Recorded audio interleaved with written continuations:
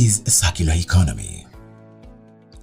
A circular economy is a system of getting the most value of resources we use to ensure that we keep them at their highest utility for as long as we can. That is according to Ellen MacArthur Foundation in 2022. The circular economy concept ensures that resources are used efficiently using the three guiding principles of reduce, reuse, and recycle.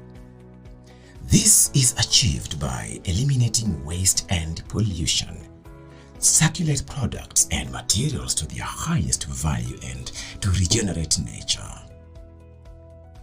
By the way, this improves the economy, society, and environment by creating jobs, reducing litter, reducing imports, reducing resource extraction, and improving human health. The circular economy is critical to accomplishing sustainable development goals in economic, societal, and environmental dimensions.